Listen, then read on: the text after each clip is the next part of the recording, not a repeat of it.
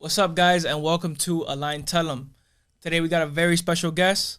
I'm gonna let him introduce himself. So without further ado, what's up, guys? My name is Isaiah Velasquez. I have multiple companies and multiple different industries. The main important thing is the conveniency for the client. Being a broker, you don't have to go in a dealership and sit there for hours. Basically, we are the Uber Eats of the car business. All you have to do is pick up your phone, whether you're at the dinner table, you're at the gym, you're at your home office, you're on vacation. Right. Doesn't matter. I had all types of scenarios with all types of clients where they're doing whatever they're doing. Let me do the shopping for you. Don't stress. Don't waste your time. Don't go to the dealership. Show me what car you want. Tell me the color you want. Tell me the payment you want to be around. I'll check your credit. Once your credit is situated and once we know exactly what we can get done. Within 28 to 48 hours, the vehicle that you want will be in the front of your house. So that conveniency alone. 24 hours, you said? 24 to 48 hours, yeah. Jeez.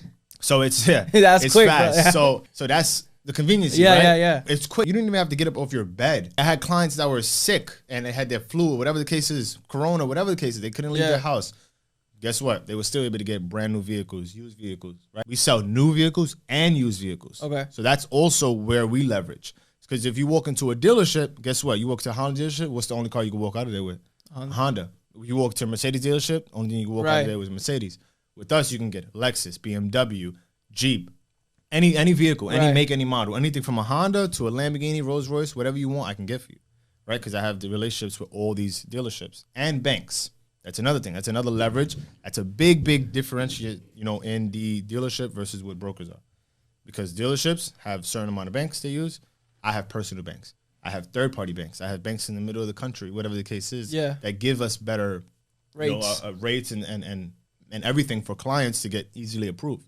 So that's the leverage that we have. But we want to make sure that the client is the most happy they are ever when they get in a vehicle.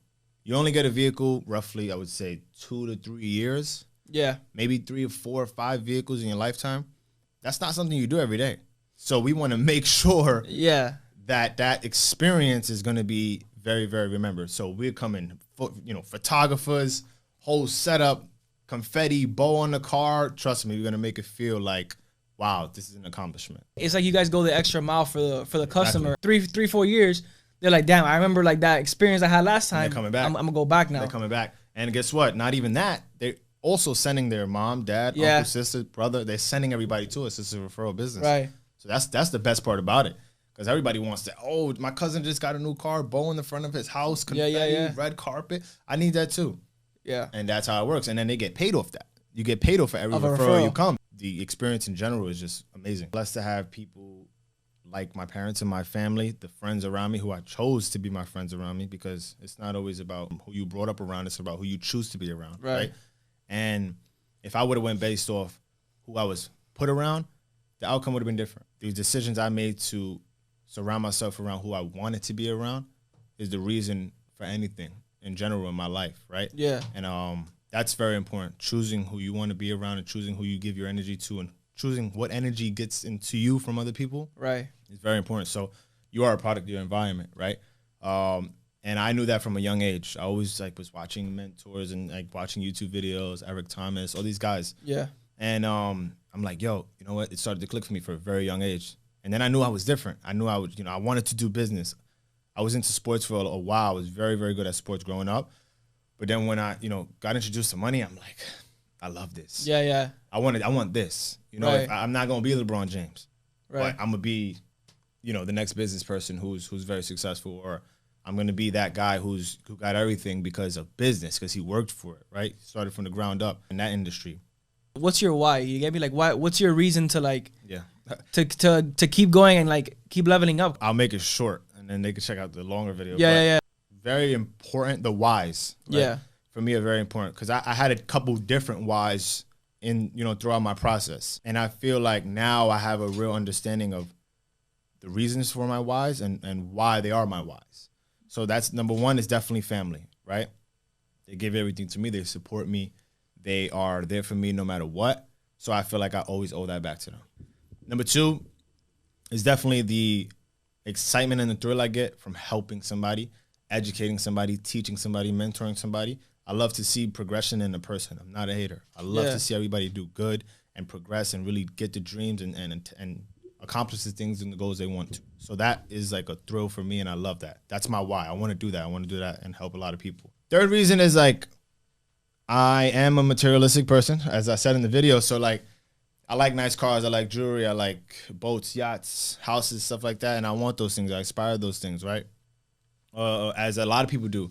And I feel like you have to have a vision. You have to have something that motivates you. And my why is like, yo, I need that. I want that. Yeah. That huge house right there, that I'm going to have that, right? That's my why. That's why I wake up every day and go hard. Yeah. Because I want those things. And that's how, you know, that's how everything is just clicking for me. Right. I've been in Miami for about 2 years now. So far, what do you like about Miami? The motivation alone, waking up and seeing, you know, yachts and the weather and the energy, the vibes. Right, it's like a permanent vacation for me, because usually people go to Miami from where I'm from. Yeah. They go to Miami for vacation, a couple days, right? They experience a couple days. Every day I wake up and it's like nice weather. I live by the water, right? Everybody's in nice cars. We all dress nice, right? Everybody's always going out. The nightlife is heavy. People network a lot. People are very like, you know, active on a fitness level, I guess you could say. I know there's a lot of that out here. And it's just like the vibes in Miami is just right. Like I feel like very, very active out here. But I just love the environment, the water, the palm trees, the cars, the houses, and it's just a vibe. And that's another thing is like, I feel like if you want to be successful, like you have to kind of move at a faster pace. Yeah. And you can't you can't just be waiting around for like opportunity to hit you. You got to kind of go out and get after it. Yeah, definitely. I mean, I seen a quote that said, if you want to be successful on that topic, but also on a different topic, is if you want to be successful, you have to move out your hometown in your 20s. And I feel like, yo, when I read that, I'm like, wow, that's so true. Yeah. Because you can only grow but so much, because you know the limits of what your barriers are in your own hometown. And when you move out of your hometown, you're like, oh, wow, this is the world. This is different. People live different. People are, you know, they go about their daily lives different. 9 to 5's different. Everything is different. So you notice two different kind of, you know, environments, and you're like, wow, it's bigger than what is just over there in New York, or it's bigger than what's over here and wherever you live. And it's just like, you know what? This business or whatever I'm doing can be very scalable, because you see the multiple different margins in every industry. And that's very important, bro. Just knowing where, you know, you stand on a bigger platform with competition or anything in general. You have to actually see the world. You have to travel. You have to see, you know, outside of your hometown exactly to know what your real potential could be, possibly. Right. You're saying this, and I'm thinking in my head, I'm like, yeah, that's true, because I do this. It's like when I go on vacation, you kind of see like, I feel like I could be going harder right now, because I go on vacation and I come back more motivated. I just came back from the Bahamas, still a little tan. Yes, but I feel you. That's how I be too. For example, I'll go on a road trip. On the drive back, I'll just be thinking, I'm like, damn, like I really like I could go harder in this way, like. Yep. That's why I kind of like long drives too, because like I really just be like locking in. That's good. Yeah. Long drives is very good. I know a lot of people that lock in like that, and you get your best ideas on the road, because you seeing what you got to do, but it's just your mind is just flowing. Like, all right, yeah, maybe I should do this. Oh shit, yeah, definitely driving and just taking time to yourself in general. Yeah, bro. Out here going to the beach, you know, chilling, relaxing, and just sitting back and realizing what you've done so far, what you're able to do, and what you're holding yourself back from doing. Yeah. It's very important to take a couple, you know, steps and realize that and put yourself in, you know, outside your shoes, and realize I could be going harder. I could be doing this. I could be doing that. Why am I not, you know, doing this every day? Why am I not consistent? What's the reason? What's holding me back? Is it this? Is it that? Let me find a solution here for that and this. And it's just like, you got to take yourself outside your shoes and realize that sometimes. Back to that point, shout out to George, but people coming from cities like that, right? You said Ohio, right? Ohio is just like a dead city. It's not a major city, right? It's not New York, Houston, Atlanta, Miami, LA, whatever the case is. Right. And people from those cities don't realize the actual potential, like I said, of where you can take it, because they don't see it on a daily basis. So it goes hand in hand, because we're able to see it. We live in the major cities. We're able to see everything going on. People that are not in those cities don't even know where they can take it, because they don't have nobody doing that around them. On Instagram, yeah, it's cool, but there's always like a fairy tale kind of belief or not belief with Instagram and stuff like that, and social media in general. But if you got me, I'm a visual learner. Yeah. I got to see it to believe it.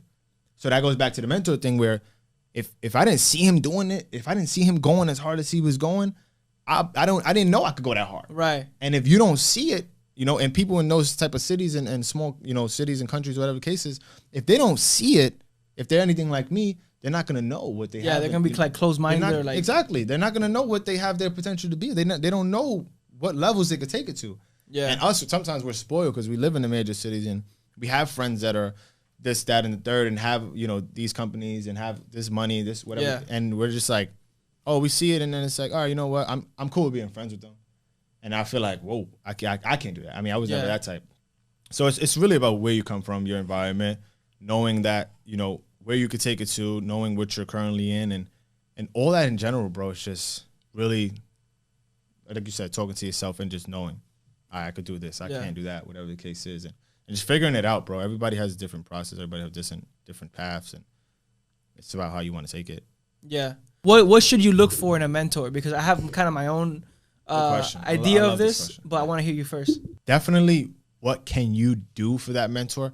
Because at the end of the day, if somebody is right, and I break it down simple. Well, everything for me is not simple. I give a fucking long explanation. You're good, bro. You're good. But it's perfect for podcasting. Yeah, I got you. I give a lot of content, bro. I just ramble and talk. But a mentor to me is somebody who is doing exactly what I want to do and doing it the way that I see myself doing it, right? So, for example, if I am a company who does apparel and clothing, right, I'm going to only want to be mentored by people who have successful companies already, right? People who I know and I see, and it's visual to me that their work ethic is immaculate, right? I want to be able to know that you're too busy for me. Those are the type of mentors I like. You're too busy for me, right? Because if you're not too busy for me, you're not as successful as I would want my mentor to be. Think about that. Yeah. If your mentor, right? People call everybody a mentor nowadays. If your mentor is so free to you and talk to you all day and do Zoom calls and you pay for this mentor and whatever, and all they do all day is just talk to you and try to teach you about whatever it is that they're doing, how successful really are they? Yeah, like what are they really doing then if they're just talking to you? Are they a life coach, or are they in that industry that you want to get mentored in? Like, think about that. And that's where a lot of people get it confused, right?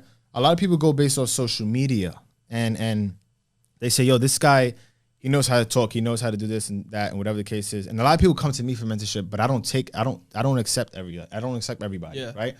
And the reason is because off of social media, you're looking at somebody and you're saying, okay, this person is successful. It looks like it.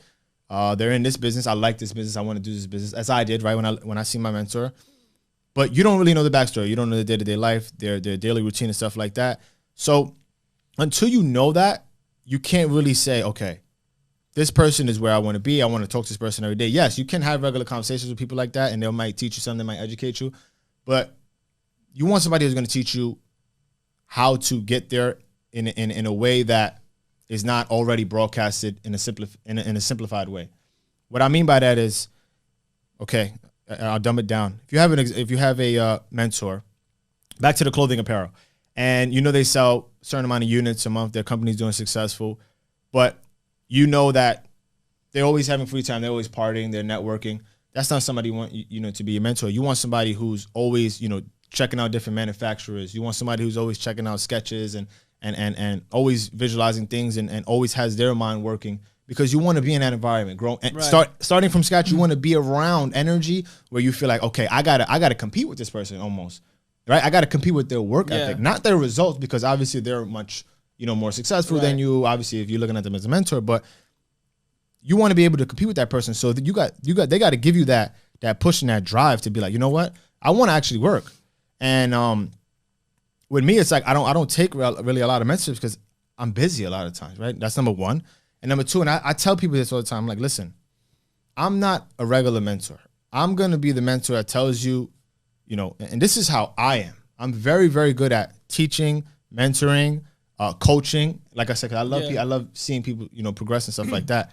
So I'm the guy that's going to teach you from A to Z a couple times. I'm gonna help you, right? I'm gonna, as much as I possibly can, I'm gonna teach you exactly what to do multiple times until you get it on your own, and then I want to see where you take it from there, right? It's like I'm gonna give you the tools. I want to see what you build with it. And a lot of people, they get mentors and they're like, yo, you know what? I'm gonna ride by my mentor for the rest of my life, and I'm gonna just, you know, pay them all this money, or if you do pay them or not, and you gain information, but you get stuck in the mind from, I just want to hang out with this person because they're more successful, and then you lose focusing on yourself. Yeah. Right. Like I said, when I mentor, when I tell people if they want to get mentored by me, I tell you, listen straight up. I'm gonna give you the tools. You got to build your own castle, because I want to see you. I want to see you be successful. I don't have time to babysit you, right? I can't teach you every single thing 100 times. I'm gonna teach you a couple of times. I'm gonna show you the ropes. I'm gonna show you the ins and the outs. But you're gonna have to go ahead and show and prove and do it on your own. People get stuck in that thing. It's just like, I want to work for my mentor. And they forget to realize, like, yo, you know what? The point is to work for yourself, but learn from this guy. I want to take and soak in everything a mentor is going to teach me, and apply it to the way I want to go about my business, and apply it to my life, and apply it to the things that I want to do. Because guess what? That mentor, you know, I want to be in competition with that mentor one day. I want to surpass that mentor. And as a mentor, right? That's as a mentee mind frame. But as a mentor, your mind frame in mentoring somebody should always be, and I feel this is for everybody. Your mind frame as a mentor should always be for your mentees to surpass you. You want your you want your mentees to do better than you, because if you're at the top, right, you want people that you're teaching to pass you. Why? Because it's gonna make you go harder, right? It's gonna make you feel like, okay, yeah, I've really built this person. I molded this person. I taught them everything I know, and they really took it. And that, for me, that'll make me happy. Yeah. Right. If I teach you how to do something and you surpass me in a long amount of time, whatever the case is, that'll make me happy. That'll feel like I did my job as a mentor. Yeah. And so people get that whole mentor thing like very, very misunderstood and confused a lot of the times. They just go based off, you know, who sounds good on Reels on Instagram, and who knows how to talk on Instagram Live, or who looks like they stand on stages and talk. It's just a whole lot of, you know, confusion with that. Damon John, the guy from Shark Tank, the guy who started Fubu. Oh, okay, yeah. They asked him kind of the same thing about like the importance of a mentor, and one of the things that I took from that was, he was like, you might have to have a couple mentors in that field, but have them for different reasons. So let's say you want to have a legacy, like, and maybe you don't reach out to the top guy at first, but what you could do is, let's say you have a clothing brand. You ask somebody who's at a lower level but been doing it for many years what they've been doing, and ask them to be your mentor for a little bit, because they can, if they've been in business for 30 years, they've seen shit. You get me? Like, you can still take things from that person. So it's like, I think he was mentioning like, if there's a guy with a brand or a shop that's been in business for 30 years, you can take something from that person, because it's like, I mean, shit, I just started with it. What can I learn from someone who's been doing this for 30 years? Yeah. And has stayed in business. So it's very important. Yeah, you got it. You nailed it. Because the thing is, with mentors, you want to also shadow them, right? You're basically shadowing them. And you take everything that they're doing wrong, or everything they did wrong, and you use it to your advantage, because now you know what not to do, right? You see what works for them. Now you know what to do and what to add on to, right? Yeah. And that's where you develop your own lane.